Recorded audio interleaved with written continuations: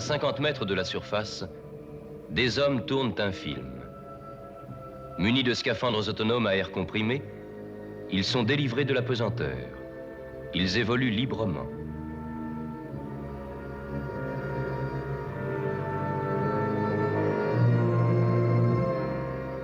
Pour faire ce film, ils ont promené leur caméra à travers Méditerranée, mer Rouge, océan Indien, golfe Persique, à la découverte d'un monde étrange, presque inconnu, le monde du silence.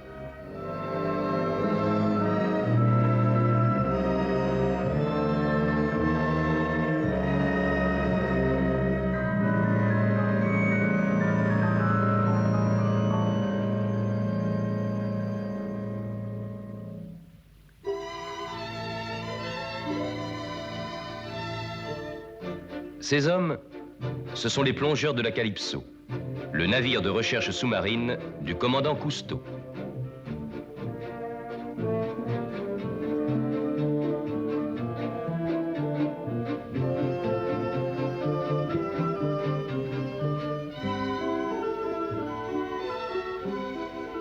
Une plongée de plus.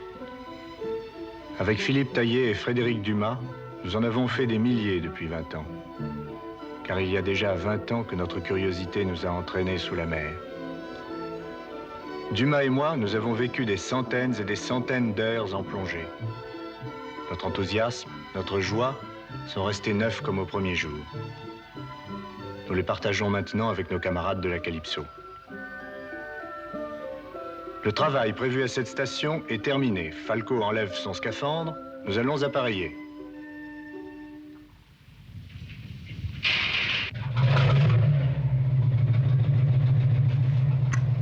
Calypso, avec ses 12 plongeurs, son équipage, son matériel, est un outil nouveau au service de la recherche marine. À chaque mission, nous embarquons des savants et des spécialistes de l'université, du muséum, des laboratoires. Nous mettons en commun nos efforts et nos techniques pour explorer les profondeurs de la mer.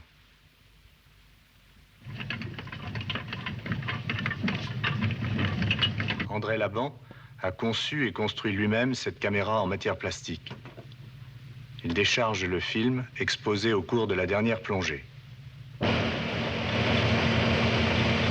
François Saout, mon second depuis 10 ans, met en route le pilote automatique.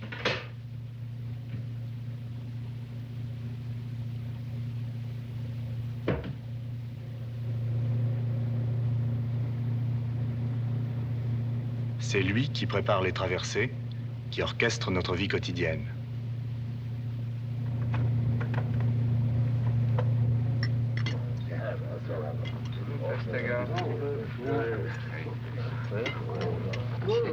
L'exploration sous-marine connaît aujourd'hui son âge d'or. Des milliers d'hommes ont adopté nos méthodes et plongent à la poursuite d'un rêve vieux comme le monde.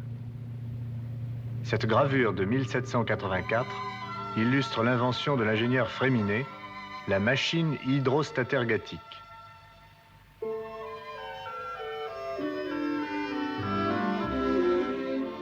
De nos jours subsiste un équipement vieux d'1 siècle, le scaphandre à casque.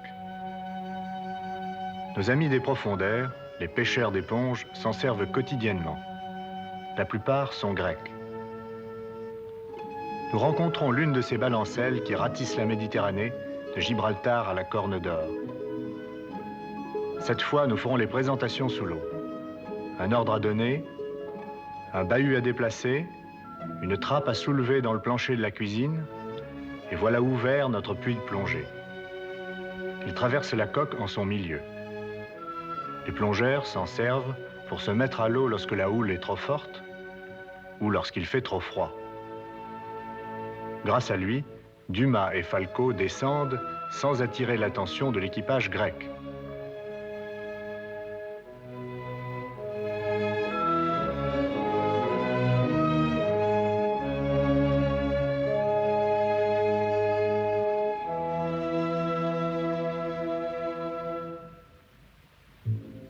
Le scaphandrier, cloué au sol par ses semelles de plomb, progresse lourdement à la recherche des éponges.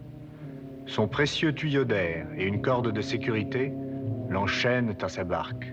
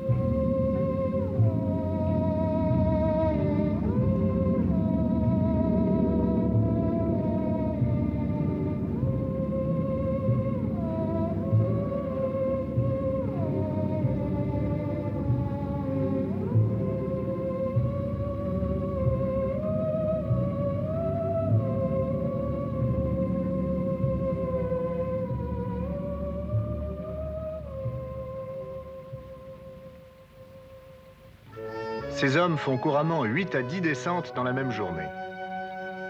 Beaucoup d'entre eux meurent chaque année. Presque tous sont marqués dans leur chair par ce métier terrible. Voici la raison. Un homme qui descend sous la mer, pour n'être pas écrasé, doit respirer de l'air à la même pression que l'eau qui l'entoure. À 10 mètres, c'est 2 fois la pression atmosphérique. À 20 mètres, 3 fois, et ainsi de suite. Plus le scaphandrier descend, plus l'azote de l'air se dissout dans le sang, puis dans les tissus. Tant qu'il reste sous pression, rien ne peut arriver. Mais à la remontée, l'azote dissous se dégage comme la mousse du champagne. Il forme des bulles qui bloquent les articulations et dans les cas les plus graves, bouchent les artères, ce qui provoque la mort par embolie. Les scaphandriers ignorent souvent la nature de ce mal qui les paralyse ou les vieillit prématurément.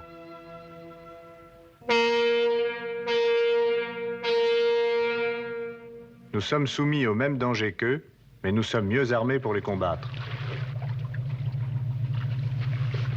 Préparez une question de recompression. Eh bien, là-bas, qu'est-ce qu'il y a? J'ai une légère douleur à l'articulation du genou. Ah, avec qui étiez-vous descendu? Avec Weber. Qu'est-ce qui est arrivé, Weber? Voilà les coupables. Tiens, porte-les à la cuisine. J'étais parti rejoindre la bande qui chassait la langouste.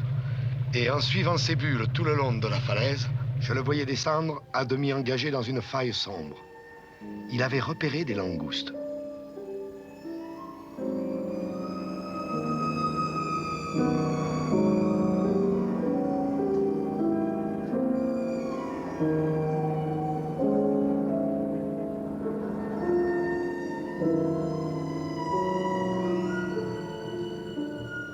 Nous avions dépassé les 50 mètres et cette maudite faille descendait toujours. Nous approchions de la profondeur où l'air a un drôle de goût, où l'ivresse devient dangereuse.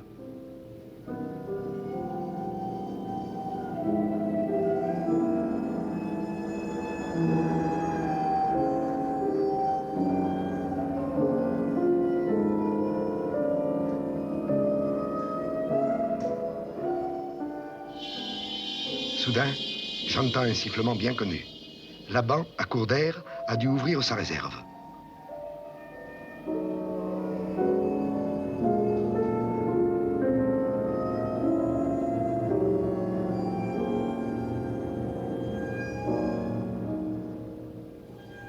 Il devait être déjà un peu ivre. Il a commencé par laisser filer une langouste.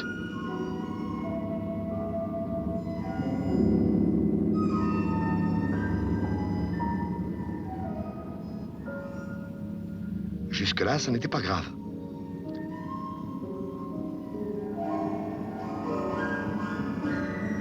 Et puis tout d'un coup, c'est devenu sérieux.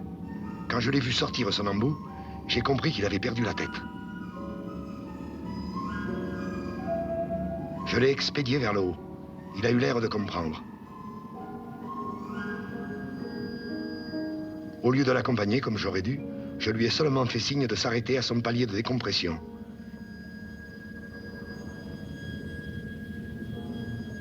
Il a dû sortir de l'eau le sang chargé d'azote. Et après ça, tu t'étonneras d'avoir mal au genou. Allez, mon gaillard, au caisson, et vite. C'est absolument indispensable. Absolument.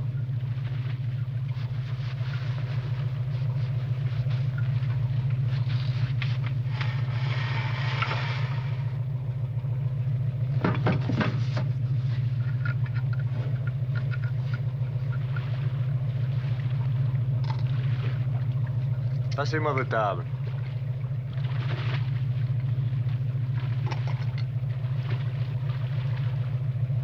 Allô, Laban? Comment vous sentez-vous?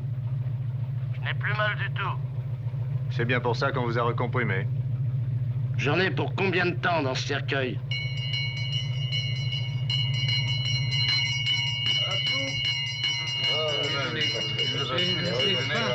« 3 heures d'après les tables. Je vous confie au docteur, je vais déjeuner.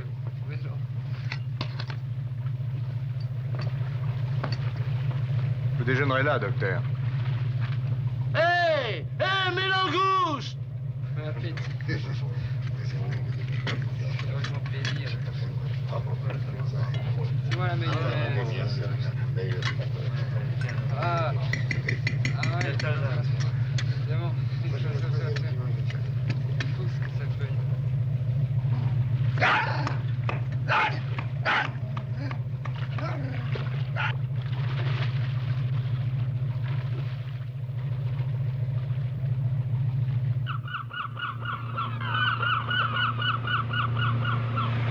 Nous approchons des tropiques. Quelques dauphins jouent devant notre étrave. Les dauphins ne sont pas des poissons, mais des mammifères assez proches du chien. Ils sont doués d'intelligence et d'humour. Ils rattrapent sans effort les navires les plus rapides.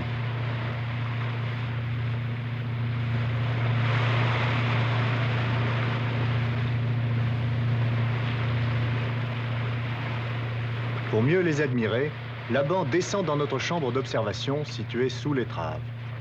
Les dauphins communiquent entre eux au moyen de cris perçants qui résonnent à travers les parois.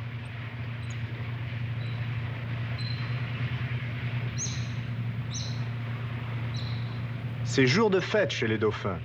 Ils sont venus par centaines. Nous n'en avons jamais tant vu.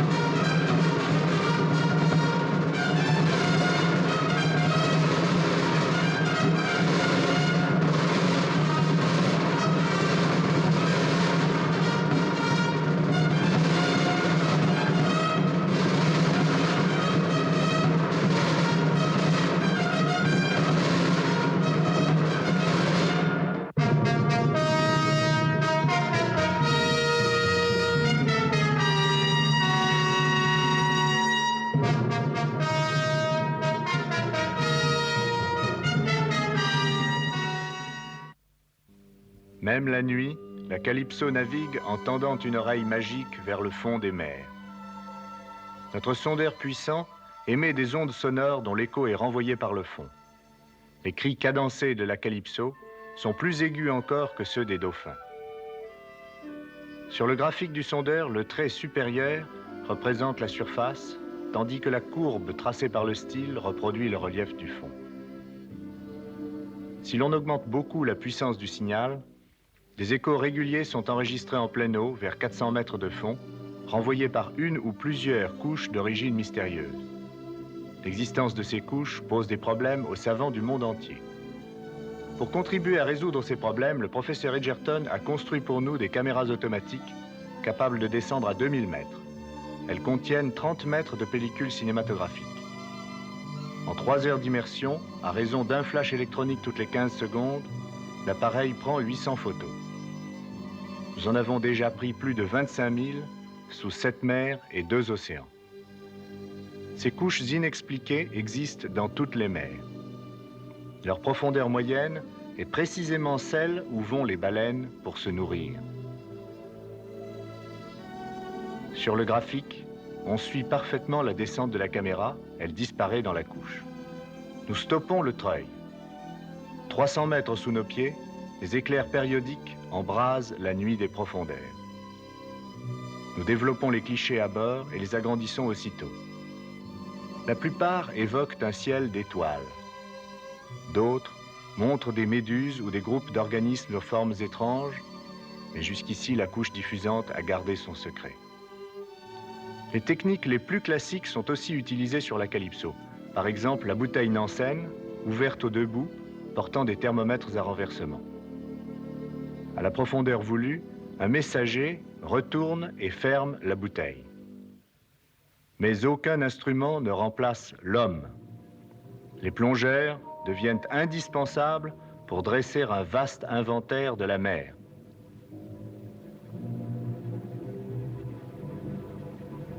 Dumas et Falco sont partis explorer la zone crépusculaire, au pied d'une falaise de corail. À mesure qu'ils descendent, les couleurs chaudes disparaissent, tout devient bleu. Parvenus à 30 mètres, ils allument leurs lampes et c'est un flamboiement de couleurs. Des couleurs que personne, pas même les poissons, n'avait pu voir avant eux. Ils lisent souvent la profondeur à leur manomètre de poignée, car les espèces fixées sur les parois varient avec cette profondeur.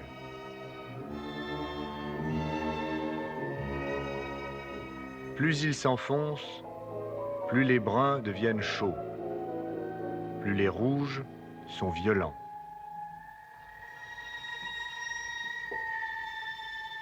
Au-delà de 60 mètres, les cerveaux sont guettés par l'ivresse des profondeurs. Le paysage semble jailli d'un cauchemar.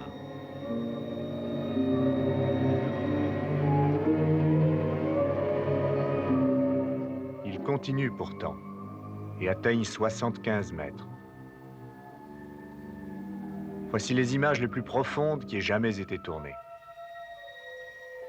Il ne faut pas aller plus bas. Il ne faut pas rester longtemps.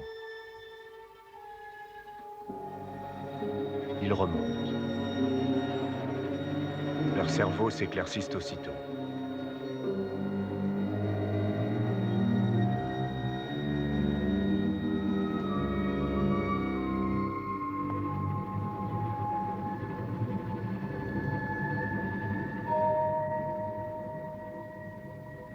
Pour amener un échantillonnage complet du récif, nous devons inévitablement faire quelques dégâts.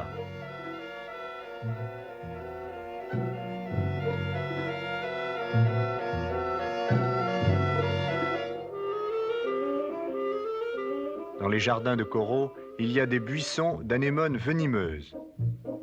Elles dévorent les poissons qui se risquent à leur contact empoisonné. Ce sont les orties de la mer. Mais elles ont des protégés qui usent de leur hospitalité au moindre danger. Voyez l'excitation de l'un d'eux, ce petit clown jaune, partagé entre la crainte et la curiosité.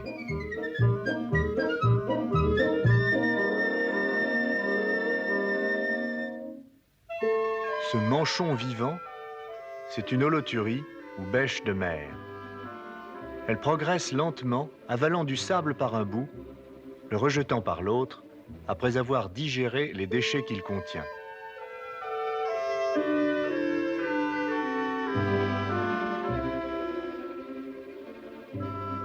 Mais sa cavité intestinale sert de refuge à des poissons en forme d'anguille, les phyrasphères, qui ont le privilège d'entrer et de sortir en échange d'on ne sait quel service. Dans les récifs de coraux, les biologistes utilisent la dynamite.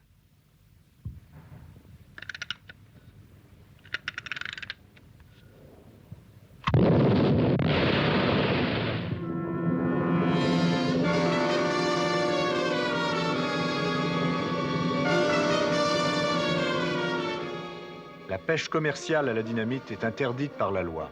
C'est un acte de vandalisme. Mais c'est la seule méthode qui permette de faire le recensement de toutes les espèces vivantes.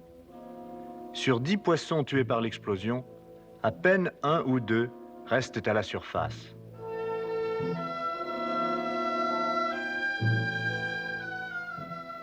La plupart coulent, perdus pour les pêcheurs. Sur le fond, les plongeurs découvrent un tableau tragique.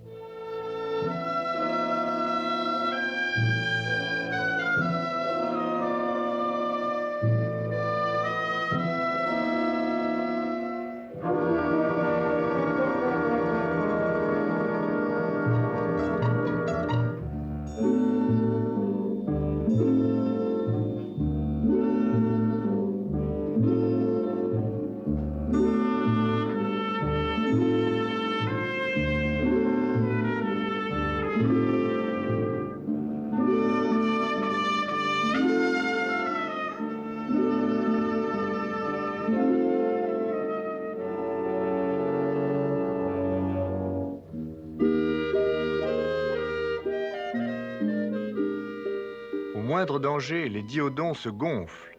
Ils deviennent si gros qu'aucun agresseur ne peut plus les avaler. Mais leur ruse est impuissante contre la dynamite.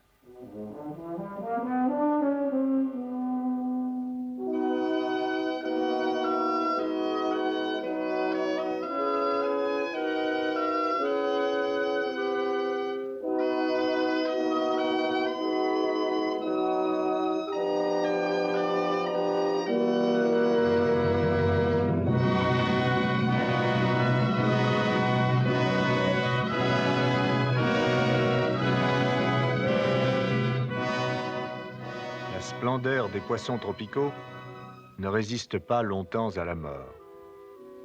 Leurs couleurs sont déjà presque éteintes lorsqu'un naturaliste les plonge dans le formol.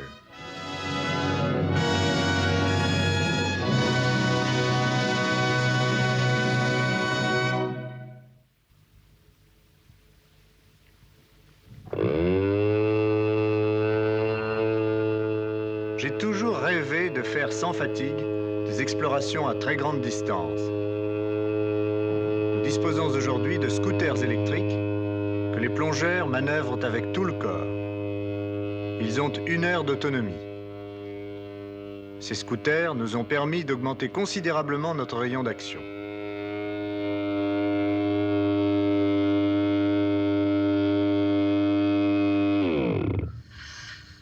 Nous pouvons les poser au fond, comme on gare une moto le long d'un trottoir.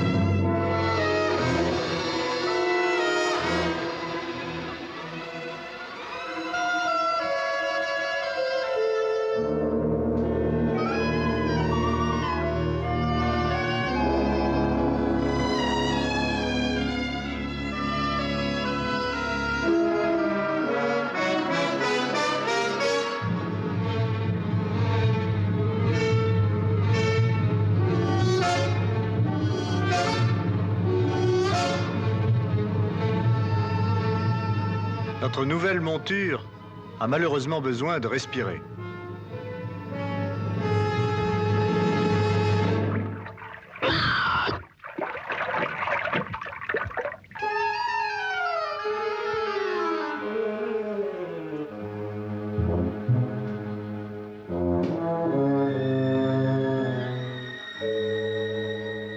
D'habitude, les tortues de mer peuvent rester 1 heure sans respirer. Mais celle-ci fournit un trop gros effort. N'insistons pas.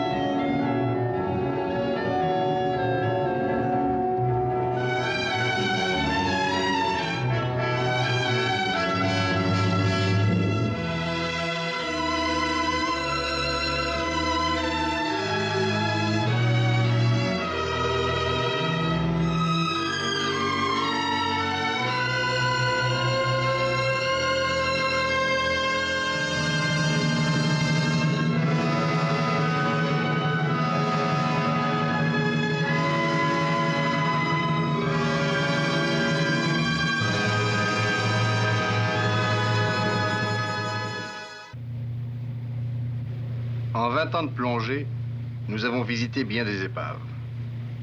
Celles qui crèvent encore la surface ont été pillées par les hommes avant d'être détruites par la houle. J'ai plongé sous ces chaudières rouillées, mais il n'y a plus rien. Elles sont complètement démolies. Toutes ces épaves à demi immergées, ça ne vaut rien.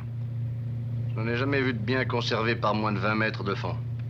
Un cargo anglais coulé en 1942, quelque part dans le chenal, par 30 mètres de fond. Aucun survivant, position mal déterminée. Il faut le trouver. C'est l'histoire de l'aiguille dans une meule de foin. Mais ça vaut la peine. Appelle Laban chez lui. T'es cher. Lancez l'échosondeur et le radar. Allô, Laban? Voulez-vous venir à la passerelle? Oh! Vous mouillerez le chaland à la pointe du récif. Embarquez un bidon vide qui servira de mire radar. Bien, commandant. On met le chaland blanc à la mer.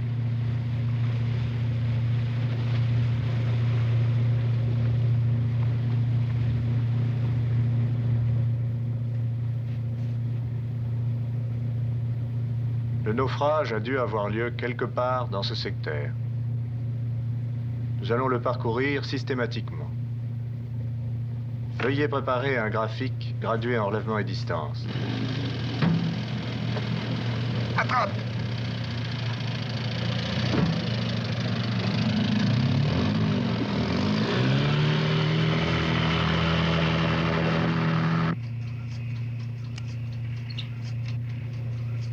Tu vas pouvoir lire le fond à 10 cm près.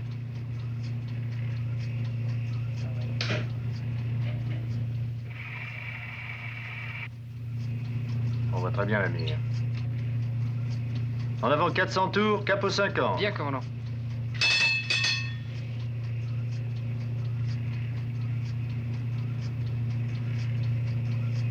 Un 1000 dans le 60. Une bosse. Non, ça n'est pas une épave, c'est un banc de poissons. 1005 dans le 217.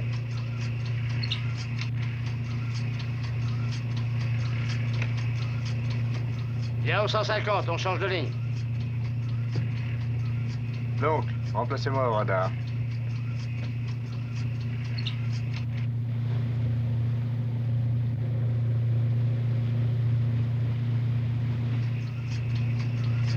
Et si tu descendais dans la fosse étrave? Oui, si tu veux.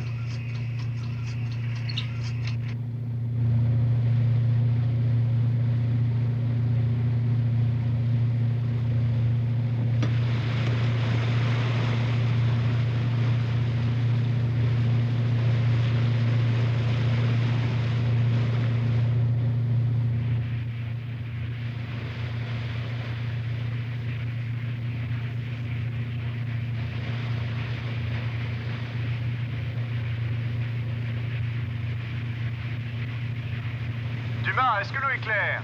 Assez clair, oui. Bon, je reste à l'écoute.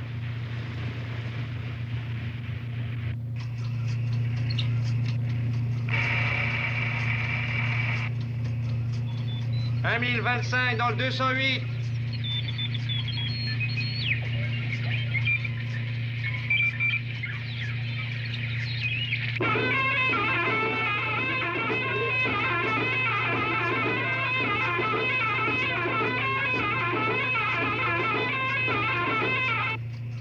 Un 1002 dans le 210.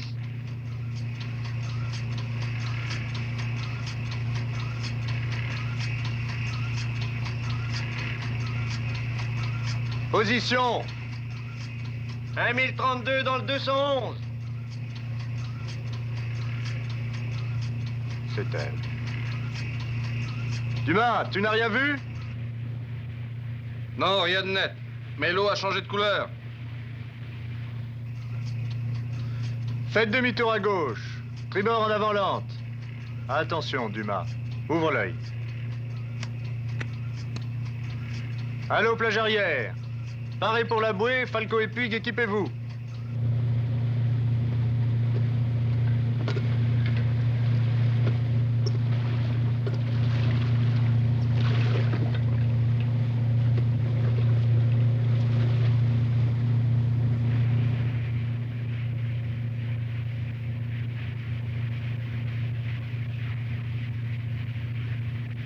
La voilà, j'ai vu la mâture.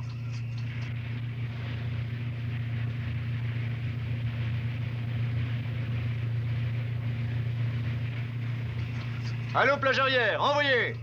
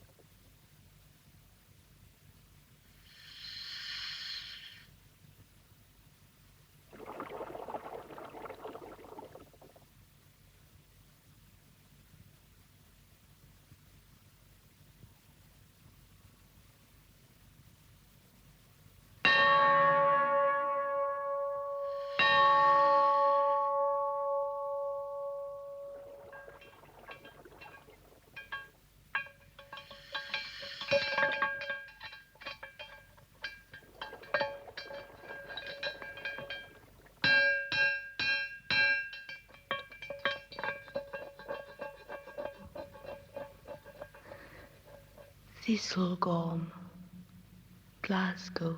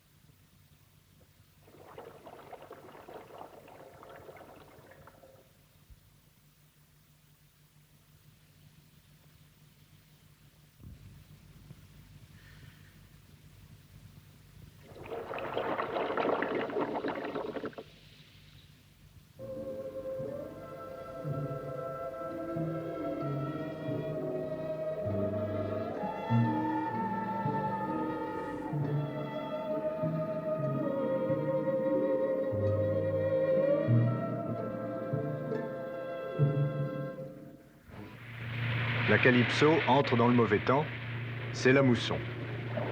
Pendant plusieurs jours, nous allons tanguer, nous allons rouler sans répit.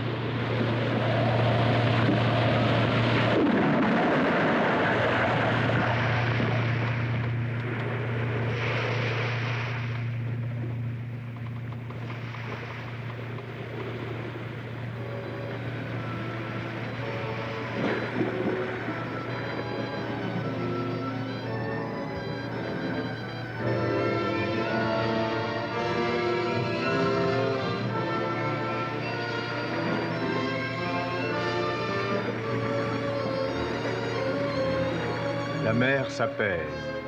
Nous quittons les vents de mousson pour entrer dans les calmes équatoriaux. Pas une terre depuis 10 jours, pas un bateau sur cette mer vide, seulement des poissons volants. Chaque nuit, des dizaines d'entre eux s'écrasent sur le pont, éblouis par nos lampes. Au petit jour, l'homme de quart n'a qu'à se baisser pour ramasser toute une friture. Entre nous, les poissons volants, c'est délicieux.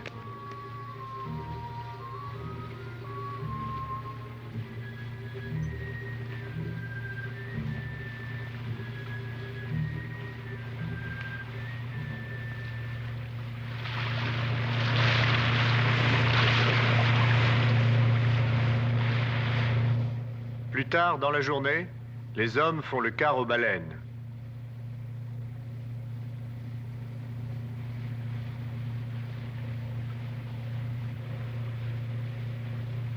Baleine! Attention, elles vont sonder!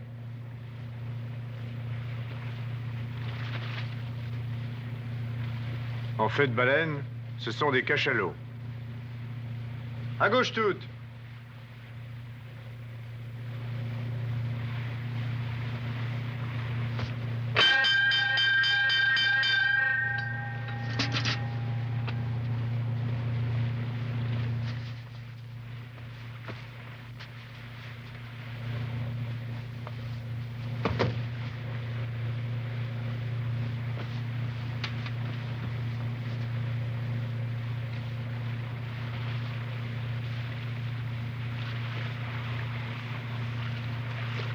Saout descend sur la plateforme d'étrave. En 20 ans de navigation, il n'a jamais eu l'occasion d'approcher les animaux de cette taille. Ils ne sont vraiment pas farouches.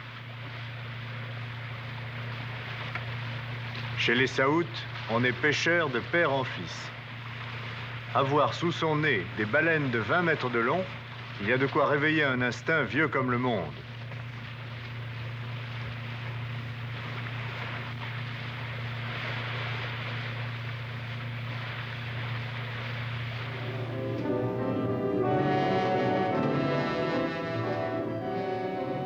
Saout, vous pouvez y aller de tous vos muscles, vous ne lui ferez pas grand mal. On distingue facilement les cachalots des autres baleines. Ils ont une narine unique située sur le côté gauche de la tête. Leur souffle est oblique. Ils peuvent atteindre en plongée la profondeur de 1000 mètres. Ils ont une mâchoire, des dents, ils se nourrissent de calmars ou de seiches. Ces cachalots n'ont-ils jamais rencontré de navire pour se laisser approcher ainsi? Ils vont un peu moins vite que nous. Nous les suivons, nous les observons pendant plus d'1 heure.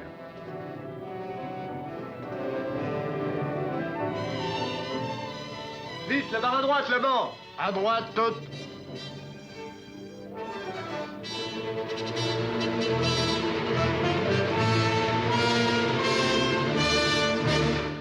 Nous avons heurté de plein fouet un énorme cachalot.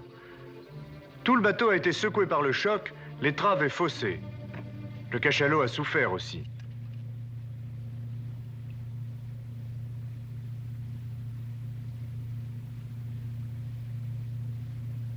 Je n'en crois pas mes oreilles. Le géant blessé pousse des cris de souris. Ses compagnons ne cherchent pas à fuir. Ils se serrent contre lui, le soutiennent de leur mieux. Les cris de la malheureuse bête s'entendent sous l'eau de fort loin, et de tous les coins de l'horizon, les petits groupes de cachalots répondent à l'appel de détresse. Ils nagent vers leurs camarades en difficulté, méprisant ostensiblement le danger que nous sommes. Bientôt des familles entières, mâles, femelles, jeunes de l'année, se rassemblent. Nous comptons jusqu'à 27 cachalots. Nous suivons le troupeau à vitesse réduite, très émus par leur solidarité. Sous nos yeux, l'incident va tourner au drame. Un bébé cachalot, qui n'a que 6 mètres de long, se détache du groupe, imprudent comme tous les gosses. Il se retourne en jouant le long du bord. Ça y est, il passe en plein sous la coque.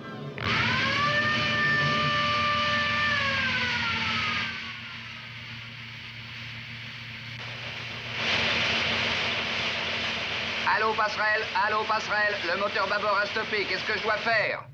Relancez dès que possible. La pauvre bête a été lacérée par les pales d'hélice. Les entailles sont profondes. Nous sommes consternés.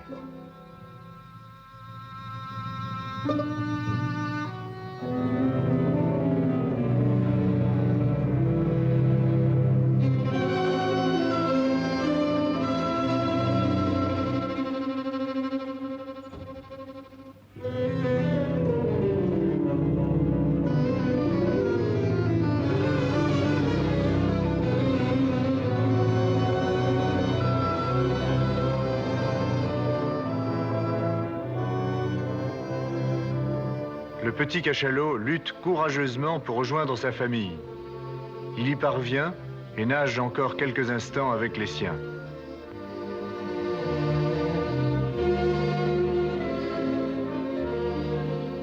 Mais c'est trop pénible. Épuisé, il abandonne. Il se laisse dériver. Il faut abréger ses souffrances.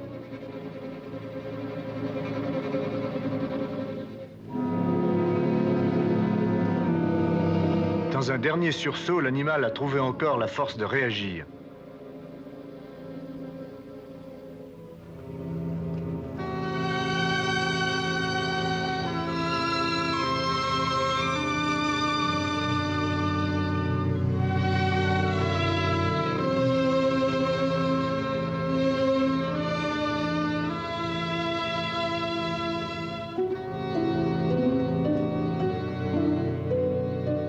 Nous le déhalons de l'avant à l'arrière, nous l'amarrons solidement par la queue et Dumas l'achève d'une balle dans la tête. Mais nous ne sommes pas les seuls témoins du drame. Le sang attire un requin, puis 2, puis 3, des petits et des gros, des bleus et des gris. D'où sortent-ils, ces requins? Nous sommes loin de toute côte et il y a 5000 mètres d'eau sous notre quille. Bientôt, ils seront 30, à rôder avec insolence. Pour nous, plongeurs, les requins, c'est l'ennemi mortel. Nous en avons souvent rencontré, mais nous n'en avons jamais tant vu à la fois.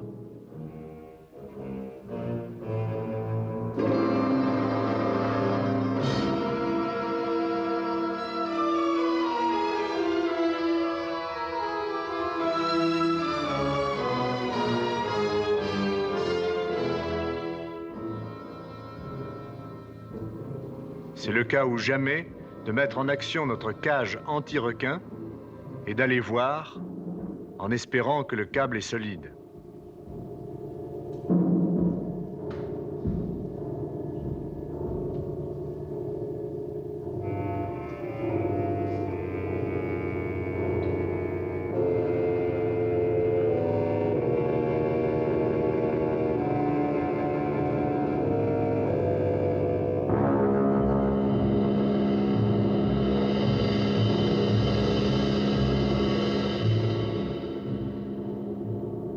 la ronde infernale des requins autour de leur proie. Si des hommes l'ont déjà vu, ils n'ont pas vécu pour le dire. Un cachalot mort ou un homme à la mer, pour les requins, c'est la même chose. La ronde dure des heures. Les seigneurs requins sont accompagnés de rémoras ou poissons ventouses qui se collent à eux et se font transporter sans fatigue, ainsi que de poissons pilotes rayés verticalement.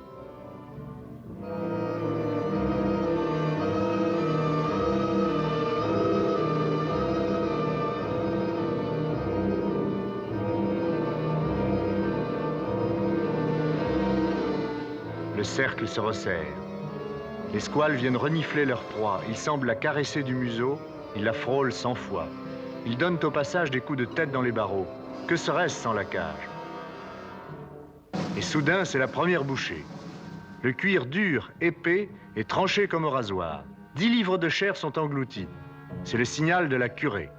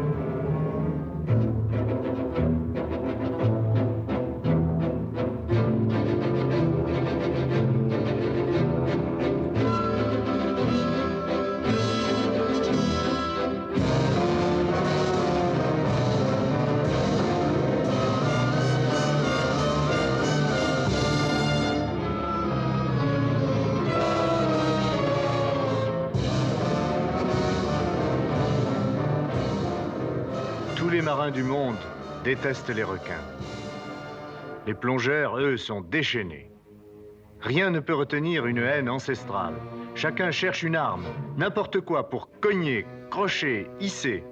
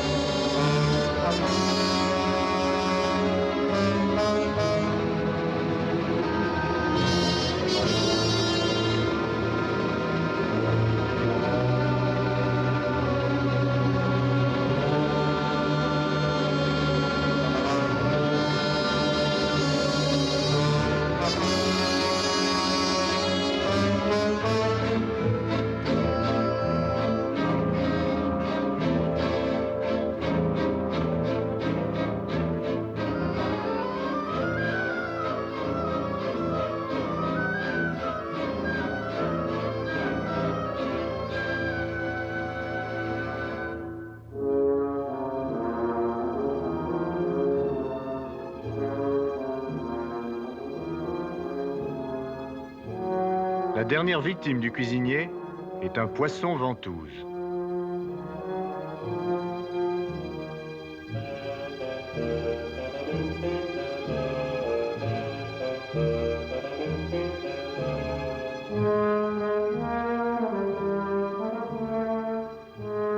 Après ces heures épuisantes, nous reprenons la route. Il n'y a plus un souffle d'air. Une chaleur de plomb terrasse les hommes. La traversée a été longue. La terre ne peut plus être loin maintenant. Nous l'attendons tous avec impatience. C'est meilleur en bas.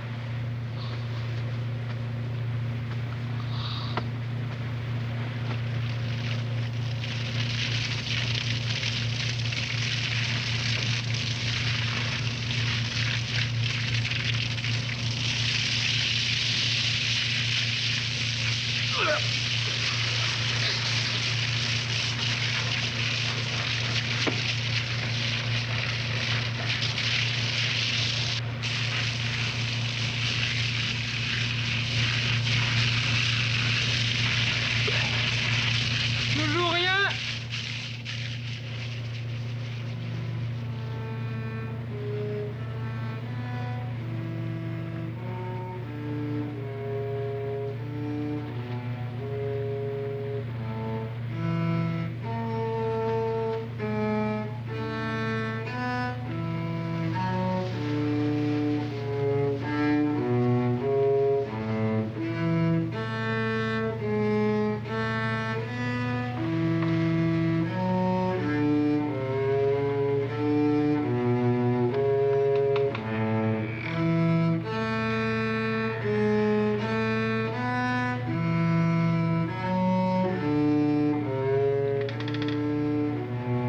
Terre!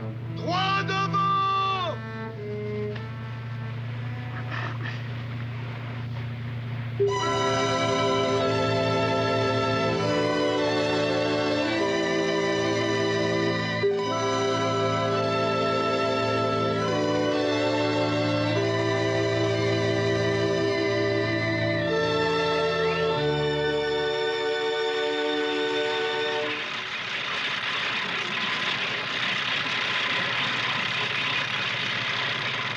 À déviler!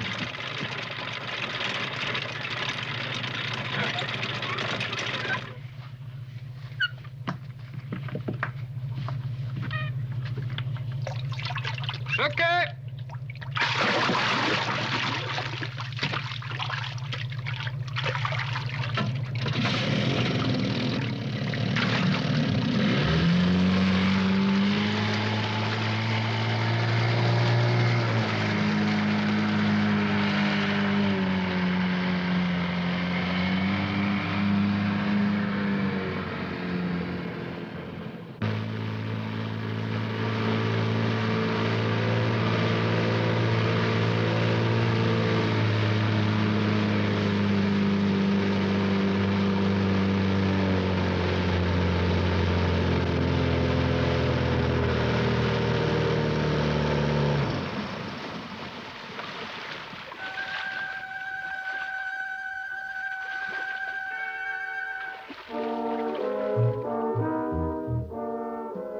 On dirait une île déserte. L'homme n'a jamais dû s'aventurer par ici.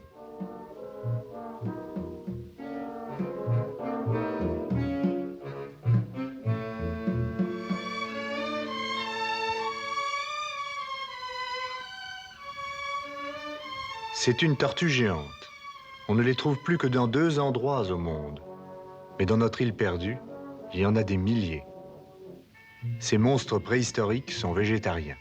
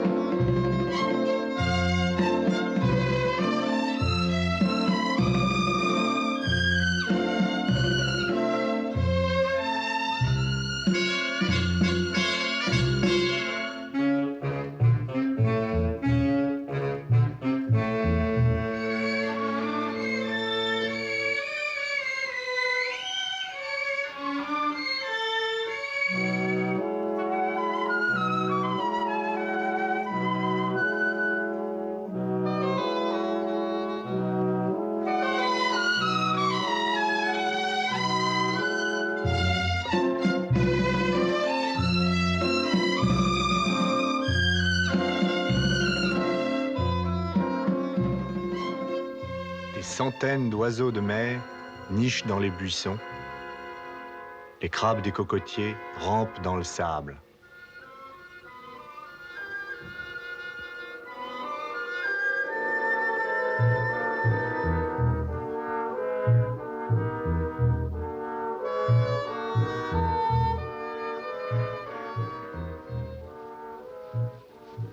Des traces de pas.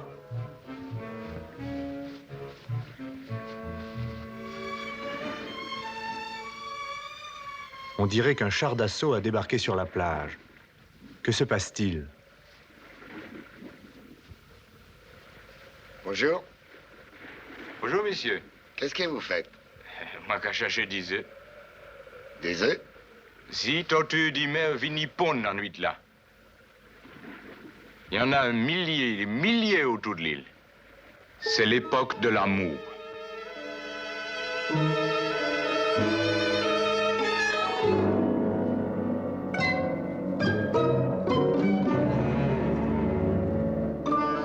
Tortue vini assembler lit dans la baie, deux par deux.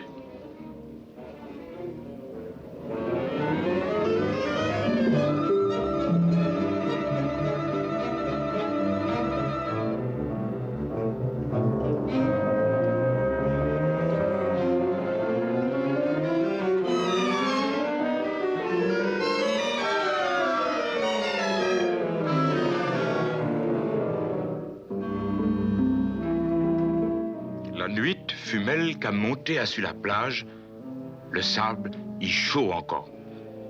Les qu'a fait un nid, et puis les qu'a creusé un puits pour liser. Les pattes qu'a fait comme on cuillait.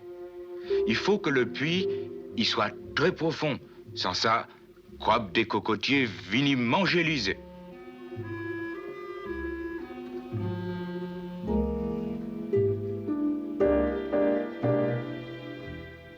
Alors, tortue qu'a pondre. C'est un bagaille qui très douloureux, très long. Plus de 2 heures pour déposer tous les œufs.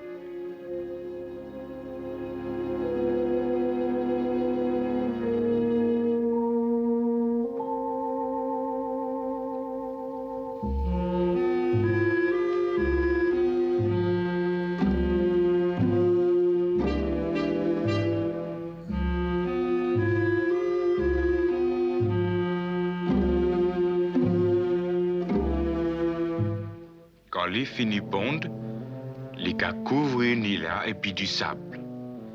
Les gars caresser les tout douce, tout douce. Et pourtant, peut-être jamais Tortilla qu'à revoir Piti Ali.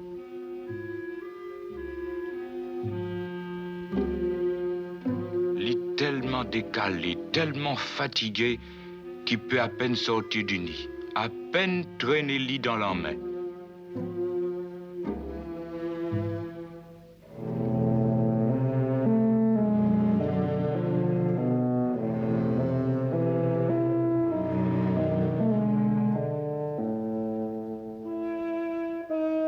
Zier Ali qu'a pleuré tout bonnement, les larmes qu'a coulé. Tini moun qui qu'a dit que c'est le vent qui qu'a fait pleurer lui. Mais moi qu'a pensé c'est la douleur.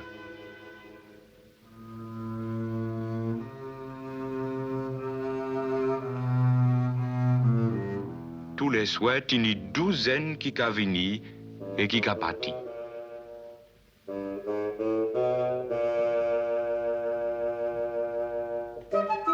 Deux mois après, le sable a bougé tout partout.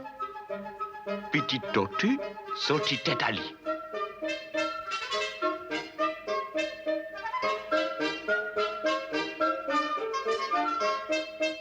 Il bien connaître le chemin, il a couru tout droit dans la main.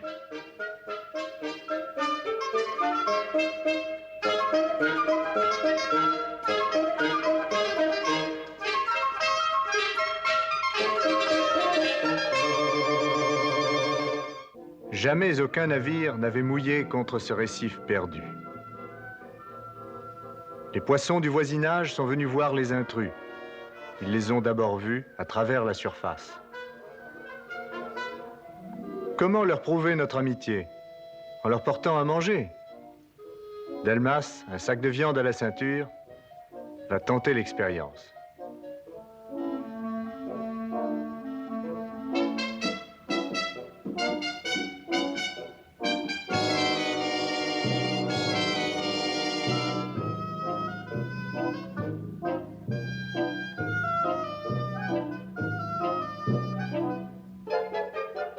Notre mise à l'eau va provoquer une prudente retraite. Mais nous serons patients. Pendant 6 semaines, nous n'aurons pas un geste hostile, pas un mouvement brusque. Les poissons hésiteront longtemps avant de nous adopter.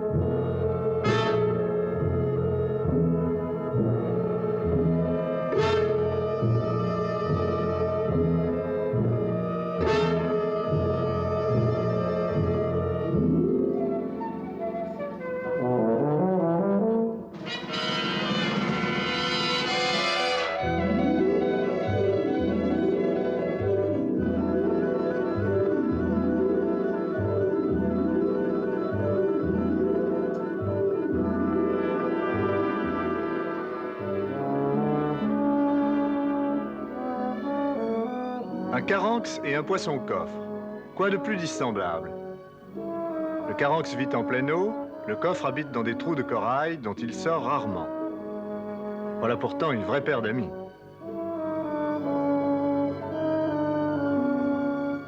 L'amitié d'un homme et d'un poisson serait-elle plus insolite?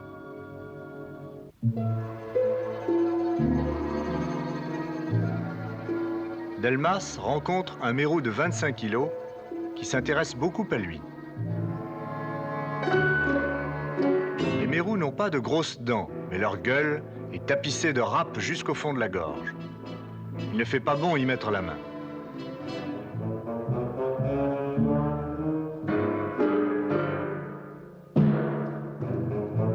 À vrai dire, l'homme et le poisson ne sont pas plus rassurés l'un que l'autre. Mais il y a ce fameux sac de viande.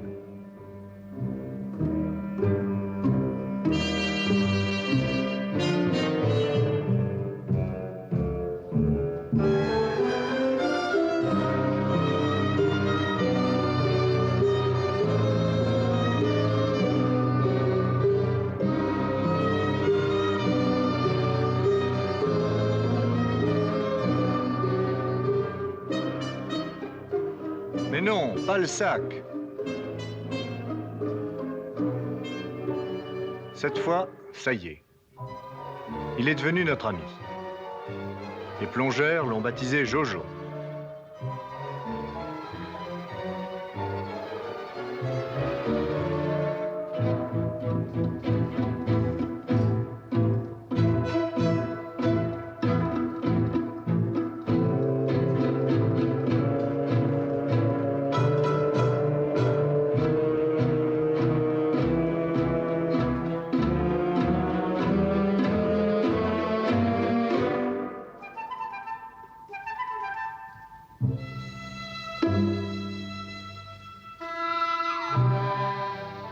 Jojo le Mérou, m'accorderez-vous cette valse?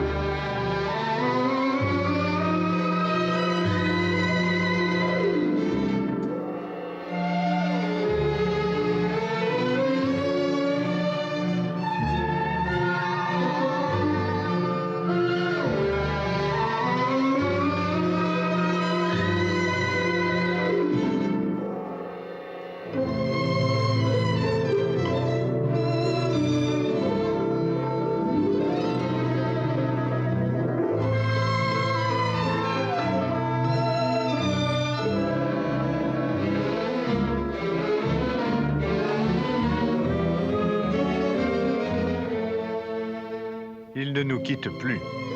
Les plongeurs font leur palais de décompression. Jojo vient leur tenir compagnie. En 20 ans de plongée, je n'ai jamais rencontré un poisson aussi familier.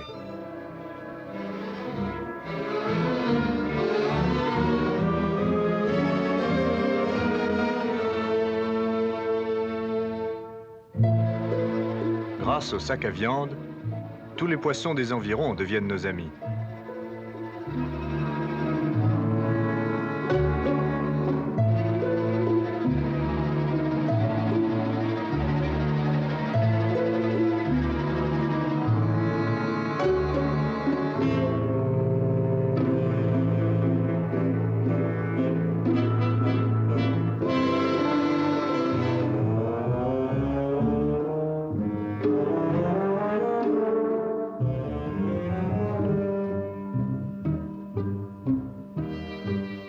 La gourmandise de Jojo est sans limite.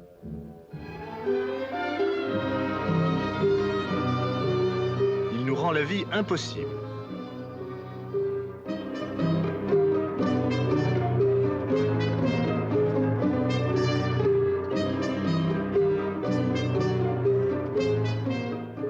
Que faire? Après discussion, les plongeurs décident de le mettre en prison. Il y a tout ce qu'il faut à bord. La cage, qui sert à nous protéger contre les requins, fera très bien l'affaire.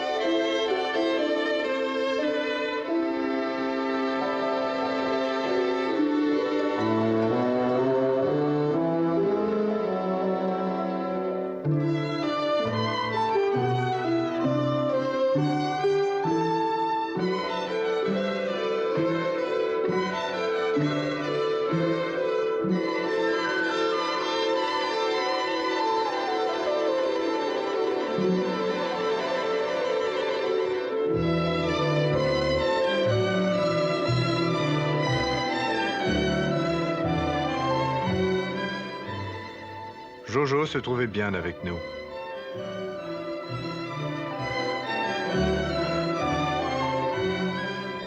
Nous l'avons quitté avec regret.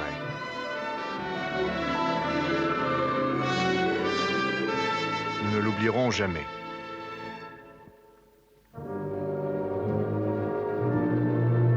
Le moment est venu de lever l'ancre, de nous séparer de nos étranges amis.